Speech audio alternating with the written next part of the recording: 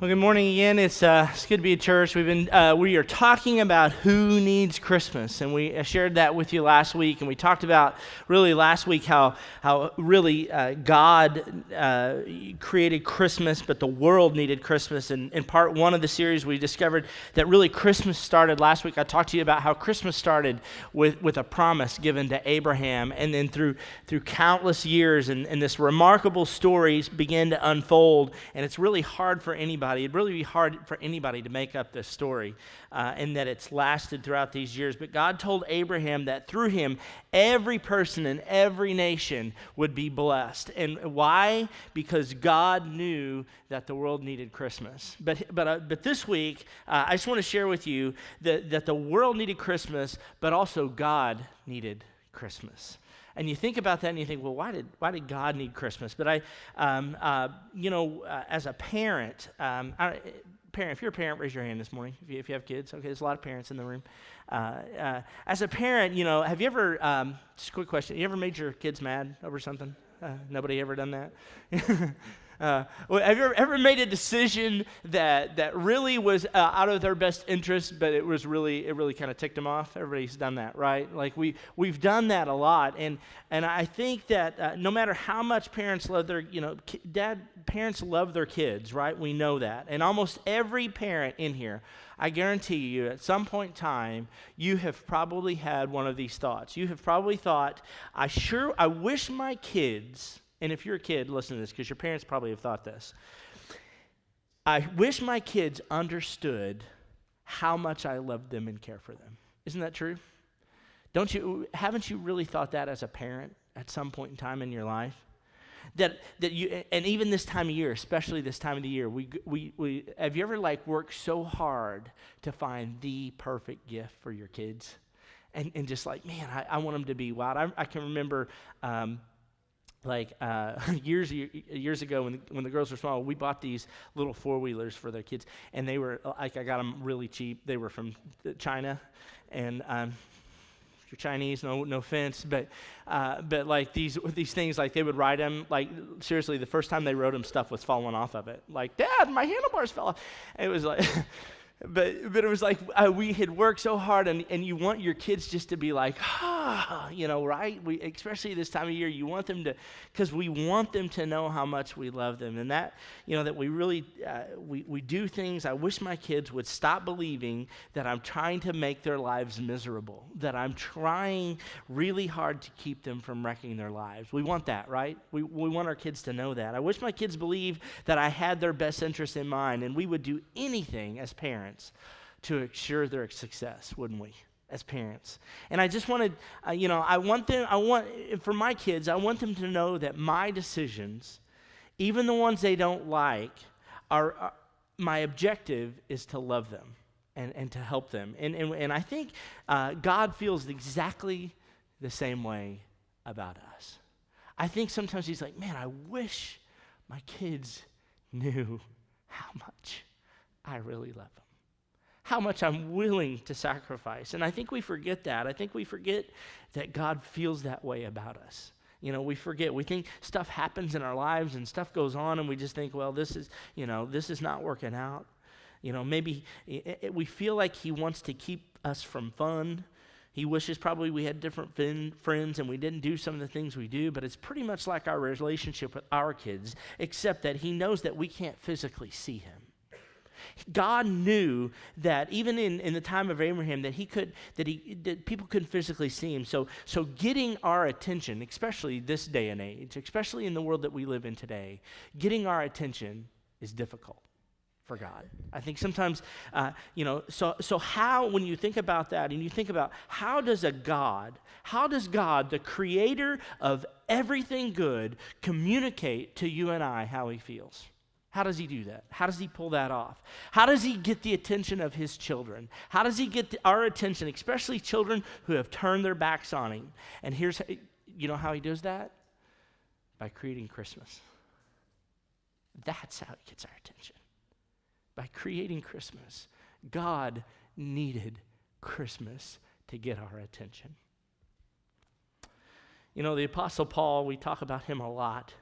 If you don't know who he is, I would recommend you to fill out one of these cards. Go to Bible 101. There's 2 sessions, Bible 101. It's on Thursday and Sunday. There's going to be 2 opportunities for you to come, so fill that out. The Apostle Paul, he's probably the most famous Jesus follower of all time, probably. And even though Paul started off as a Jesus hater. You know, he was incredibly educated, incredibly smart, and out of his love for God, he hated Christians. That sounds weird, doesn't it? Like, out of your love for God, you hate Christians? How does that work? But he was all about the Jewish law. He knew the Jewish law. He was smart. He was educated. He was good at keeping the law. And he really thought that Jesus was pretty much a lunatic.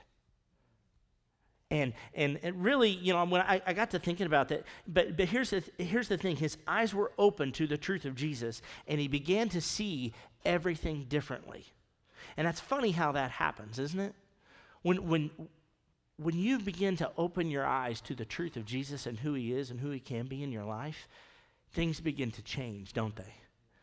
Things begin to be different. And it's funny how that happens. We often have that same conversation. When we get the real picture of Jesus, things change, including, and it changed for Paul, including his interpretation of Jewish scriptures. And so he wrote a lot of the New Testament, but he wrote to his friends in Rome. And in the book of Romans, he wrote, and we shared this passage with you last week, in Rome, but then he was also speaking to a group in the Galatians chapter 4a, and I shared this with you last week, but it says, but when the time had fully come, like we said last week, when God saw that the time was right, the stage was set, and he could get the world's undivided attention, he set Christmas in motion. It was the perfect time. But I want to talk to you a little bit about that. Let's just talk about that timing, God's timing. Because I don't know about you, but have you ever really wondered, why did he send Jesus then? Why not now? Why didn't he send him today? Why didn't he send him now? But it was the perfect timing. And I think sometimes when we look at what God does, it doesn't make sense.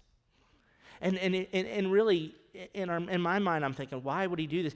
First century, the Roman Empire in the first century, just a little history lesson for you, was in power, and their goal really was to Romanize everybody they could to get their hands on.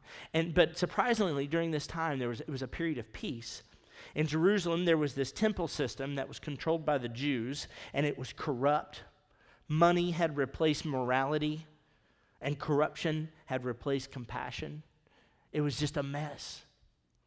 The Roman people didn't think that the Jewish people were actually important to God. I mean, after all, they were under Rome's authority, right?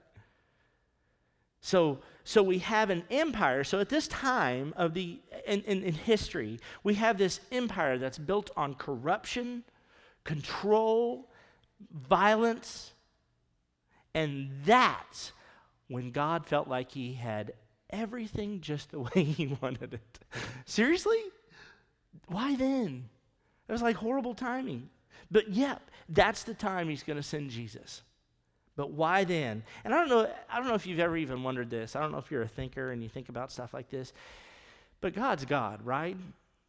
Why did he have to send Jesus at all? Did you ever wonder that? Why did we have Jesus in the first place? I mean, could he send more prophet? He's God, could do anything, right? Why did he have to send Jesus? Why then? Why now? Why not just send another? But in Galatians chapter 4, that verse goes on and it says this, but when the set time had fully come, when the time was just right, God sent his son, born of a woman and born under the law. I underlined that for you. Under the law. So what's that mean? And that basically means that Jesus, when he was born, was accountable to the Jewish law. He was accountable to the law. In other words, he played by the same rules as you and me. He was accountable under the law. But here's the thing. God saw that all the laws that the Jewish people had, and if you know anything about that, they were really good at keeping all of the, the laws, and it was all about how good you kept the law. God saw and he knew that despite the prophets, people weren't responding. Exile and punishment were actually causing people to doubt more than it was for them to repent. Jewish scriptures weren't compelling people's hearts. And God knew that all of this wouldn't accomplish his ultimate purpose. But out of his incredible love for his kids, he kept pursuing us in different ways. But now was the time of the biggest move of all, and God sent Jesus. God created Christmas. Why? Galatians 4:5, to redeem those under the law, that we might receive adoption to sonship. That's why. And I read this quote this week. It says, God didn't just want people to behave. In other words, he didn't want people just to follow a set of rules. It wasn't about, hey, do this, and you're in the club. It was more than that. God didn't want just people to behave. He wanted people to know him, to know who he was, to experience a relationship with him. And at Christmas, God took the first step to remove the obstacle of sin that had been blocking that relationship. We've all heard the expression, actions speak louder than words, right? We've done that. And I don't know if, I was thinking of different things, how to illustrate that. And, some people will tell you they're going to do something, right? Oh, I'm going to do that. I'm going to do that. But until they actually do it, it's really just words, isn't it? I remember one time we were on vacation with my grandparents, and my grandpa and my mom's dad was a funny guy. And he kind of had this dry sense of humor, and he always drank Coca-Cola out of the bottle. Just loved it. Every time we went to his house, he had an ice cold Coke in the fridge, and I remember we weren't allowed to drink of it, and we would sneak drinking Papa's Coke, And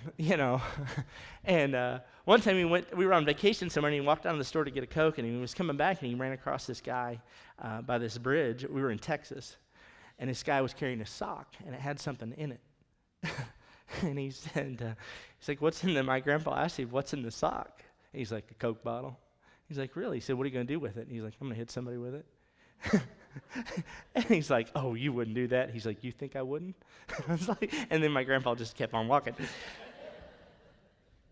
But a lot of times we talk, we say things, and I don't know if he ever hit anybody with the bottle, but really actions speak louder than words, don't they? And, I read a research actually this week that says that research experts tell us that when we communicate, it's only with 7% of our words. Did you know that? 35% is the tone of our voice. And 56% is our actions. So if you want to communicate the love of Jesus to people, you can talk about it till you're blue in the face. But it's really about action. And it's really about taking action. And it's really about, hey, you know what? We really need to get in a grow group. It's not actually filling out a card and actually getting one. It's about tithing. It's about actually writing the check, putting it in. It's about taking action. It's about volunteering. And so this was personal to God. So he had to take action. It was personal, so God had to come in person. And so when you think about it, it was the only way that we would know where we stand with God. God knew there had to be action so big that history couldn't deny it. He would write it down, he would preserve it, so that hundreds and thousands of years later, people would still be talking about it. A lot of significant things have happened in 2,000 years and 4,000 years. A lot of things have happened. I'm going to ask you a question this morning. Does anybody, if you know who this is, I just want you to raise your hand. And some of you actually might because you've been to Faith 101. But does anybody know who Cheddar Laomer is? If you know who Cheddar Laomer is, raise your hand. Chedorlaomer, anybody? Ever met him? Ever heard of him? Nobody? I don't see one hand raised. Okay. Chedorlaomer was the king of Elam during Abraham's time. He was a big deal. If you were alive when Abraham was alive, you would know who Chedorlaomer is. Does anybody know who Abraham is? Anybody heard of Abraham? Raise your hand. Anybody ever heard of Jesus? Kind of a big deal, right? We have no idea who Chedorlaomer is, but 2,000 years, 4,000 years ago, God made a promise to Abraham, and we all know his name. 2,000 years later, Jesus was born. And 2,000 years after that, we're still talking about it. You think God knew what he was doing? Do you think God created Christmas for a purpose? Do you think he's a God of action? Absolutely. Lots and lots of things have happened that we know no details about. But yet, the birth of a Jewish baby to an unknown couple in the armpit of the Roman Empire is known by the majority of the people on this planet. You think God knew what he was doing? I think he did. It's amazing to me. A few years after Jesus died and was resurrected, thousands of people living in Rome embraced Jesus. You read in the second chapter of Acts, thousands of people came and embraced this guy named Jesus. And all the while they lived under a dangerous and unpredictable ruler of Nero. And if you don't know what happened with Nero, Google it. He lit Christians on fire to light his garden. These people came. You see, God, in today's culture, you can't hardly turn on the news without seeing somebody that's staging a demonstration, right? There's some kind of demonstration happening somewhere, probably today. I have no idea, over something. But God was staging a demonstration. And when you stage a demonstration, I would imagine that it takes a lot of time and careful planning to stage a successful demonstration. But in the midst of this world, God was, in this midst of this time in history, God was staging this incredible demonstration. And you want to know how I know that? It's in Romans chapter 5. It says this, but God demonstrates. But God demonstrates, meaning God acted something out for the purpose of showing us something. He was trying to show us something. He didn't tell us, he demonstrated it. What did he demonstrate us? What did he demonstrate? He demonstrated his own love for us. For while we were sinners, Christ died for us. It doesn't say Christ died for us when we used to be sinners. While we were sinners, while we were in the act, God said, I'm going to demonstrate my love to you by sending you this son, by creating Christmas. Made me wonder this week, how am I demonstrating things in my life? How am I demonstrating my love for my family, for my spouse, for my friends, for my children? How am I demonstrating my love for Jesus? How am I demonstrating my love for my fellow man? While we were sinners, Christ died for us. While we were right in the middle of our sinning, Christ died for us.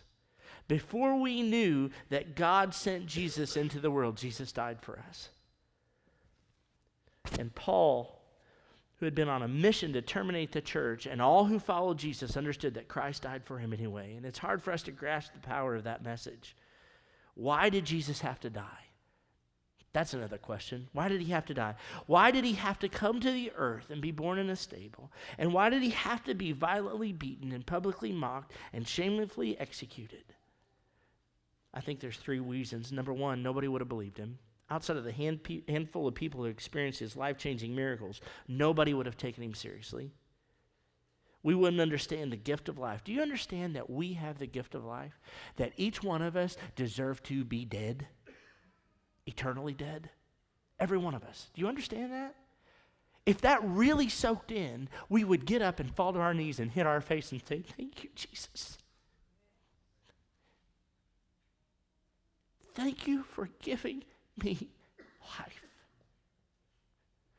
Yes should be our next word out of our mouth. Whatever you want. You have saved my life. If that really soaked in, God demonstrated his own love for us, that while we were sinners, Christ died for us. Jesus gave up his life so that we can live. The author of life gave his life away. And God raised him from the dead, and he lived among us and grew up around us, and he gave us what we could not have, and he gave us what we couldn't pay for. And Jesus' love, Jesus' death demonstrate how big our offenses were. Jesus had to die a brutal death to show us the magnitude of our ingratitude. But while his death reveals how big of a deal our sin is, it also shows us how big his love for us, doesn't it? It demonstrates his love for us. And I read this week, and I love this. If you hear nothing I say, remember this. You cannot demonstrate love without sacrifice. Think about it. You can tell your kids you love them all day long. But I guarantee that as parents, you've sacrificed things for your kids.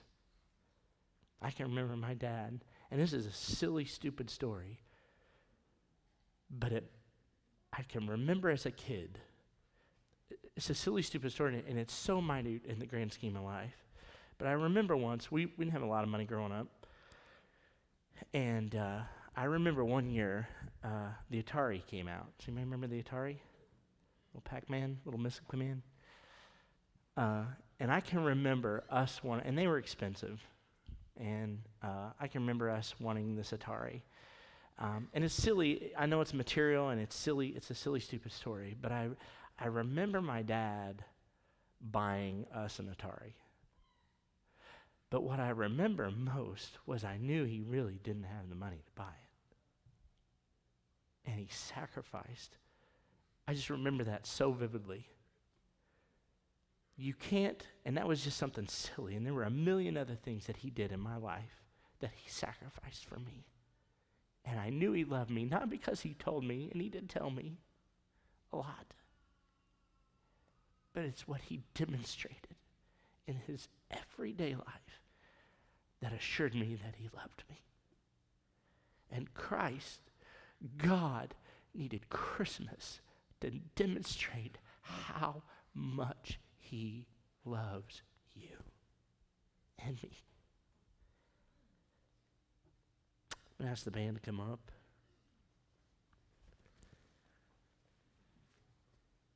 So how does God, who made you in his image, claims to love you, the world, demonstrate on a personal level his love? By making a sacrifice that you would know about. By doing something you would remember instead of forget. By showing you and I how much he's willing to sacrifice on behalf of us. By being a God of action. So when the set time had come, when everyone had given up hope, when nobody was expecting it, when the temple was corrupted and the Roman Empire was in full swing, when people thought God was gone forever, when the Jewish people felt abandoned, that's when a Jewish carpenter named Joseph found out that his fiancée was pregnant. Probably his worst nightmare. What should he do? Should he leave her? Should he publicly shame her? Should he protect her? Should he marry her? And that's when the angel of the Lord showed up and gave him a pep talk. You see, God needed Christmas to demonstrate his love. And the angel said to Joseph, son of David, do not be afraid to take Mary home as your wife, because what is conceived in her is from the Holy Spirit. In other words, God is on the move, and he's going to do something, and you have a front row seat. So buckle up. He goes on, she will give birth to a son, and you are to call him name Jesus, because he will save people from their sins. And then he quotes the prophet Isaiah. The virgin will receive and give birth to a son, and they will call him Emmanuel, which means God with us. He became human. God with us. You see, God staged a demonstration.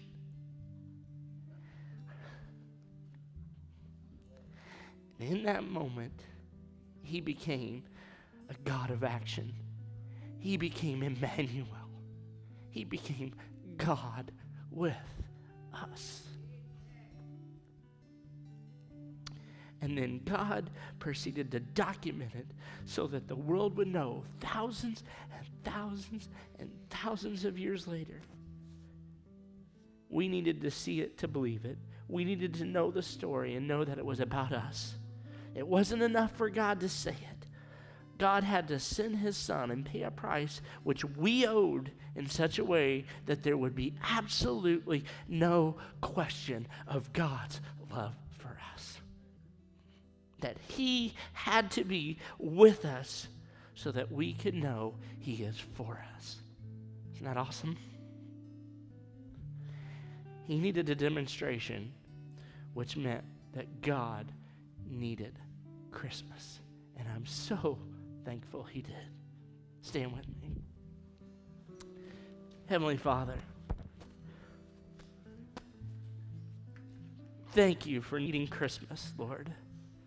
Thank you for using it as a moment in history to demonstrate your love for us.